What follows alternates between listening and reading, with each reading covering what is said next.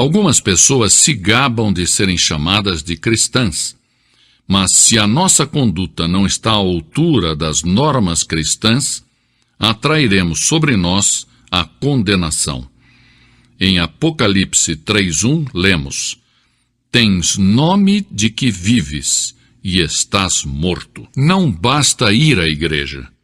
Se não permitirmos que Cristo seja o Senhor, o dono da nossa vida, cairemos sob julgamento de Deus que disse: Este povo honra-me com os lábios, mas o seu coração está longe de mim. Mateus 15:8.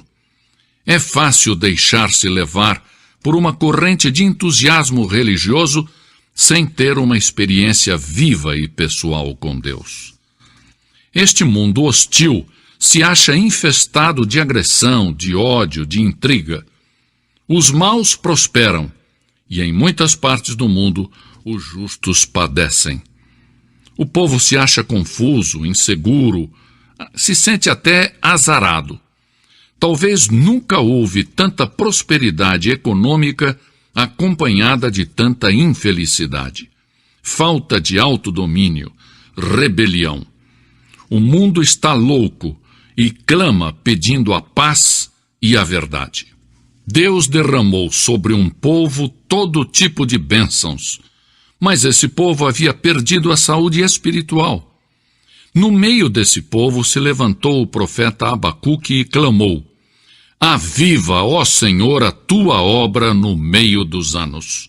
Abacuque 3:2. Talvez você pergunte: mas como obter a renovação e o despertamento? Que passos tenho que seguir para alcançá-lo? Primeiro, você deve fazer uma oração fervorosa. A Bíblia diz: se o meu povo, que se chama pelo meu nome, se humilhar e orar e buscar a minha face e se desviar dos seus maus caminhos, então, diz o Senhor, eu ouvirei dos céus, perdoarei os seus pecados e sararei a sua terra. Segundo Crônicas 7:14. Deve haver um anseio profundo de avivamento. Não um simples balbuciar de palavras ou palavreado religioso. É preciso que haja oração intensa e fervorosa. A Bíblia diz: a súplica de um justo pode muito nos seus efeitos. Tiago 5:16. Que a sua alma esteja em agonia, que corram as lágrimas, que o seu coração se angustie pelos perdidos. A palavra de Deus diz: aquele que sai chorando, levando a semente para semear, voltará com cânticos de júbilo, trazendo consigo os seus molhos. Salmos 126:6. Segundo, nós temos que abandonar os nossos pecados. A Bíblia é clara: deixe o ímpio o seu caminho e o homem maligno os seus pensamentos. Volte-se ao Senhor. Isaías 55:7. Mas antes de começar o avivamento, tem que cessar entre os crentes as disputas, prejuízos, má vontade, inveja, ciúmes, amargura, crentes criticando uns aos outros.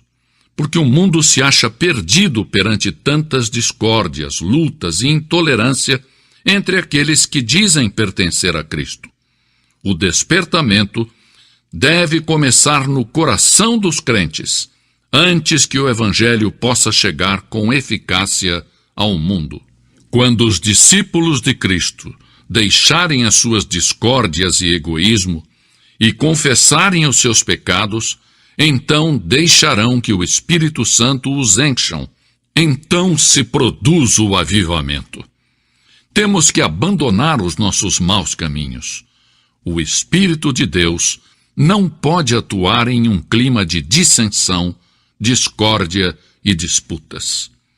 Devemos nos despojar da nossa mesquinharia, das nossas miudezas, dos nossos caprichos.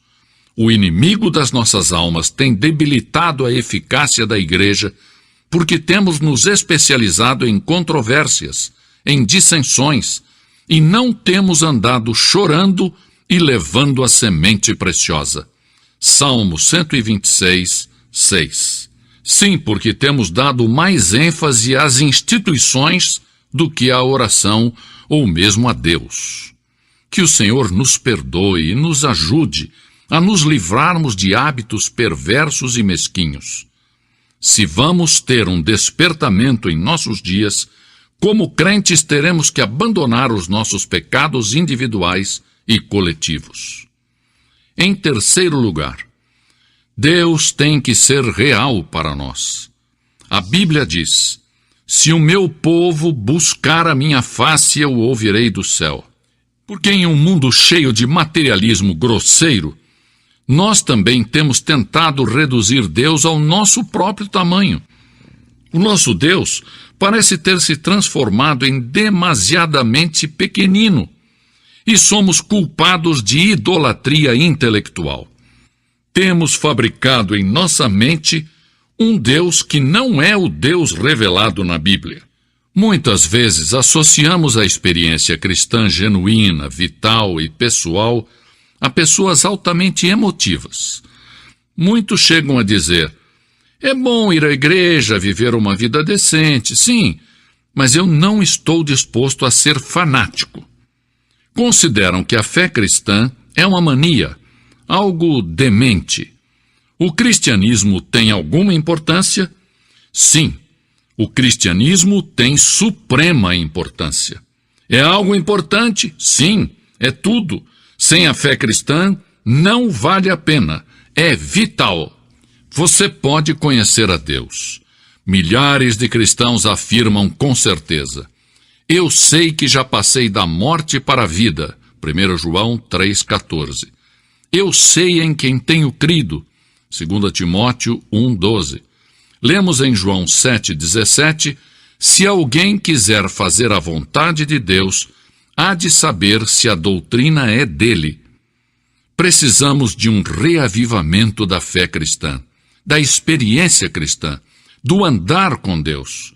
Deus tem dito: se o meu povo buscar a minha face. Se de novo descobrirmos que Ele é santo, justo, real, absoluto e pessoal, e que é um Deus de amor e de misericórdia, esta realidade será transferida ao mundo e o avivamento então virá.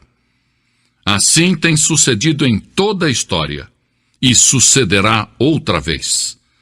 Não devemos colocar a fé cristã em dúvida falando de Cristo sem conhecê-lo.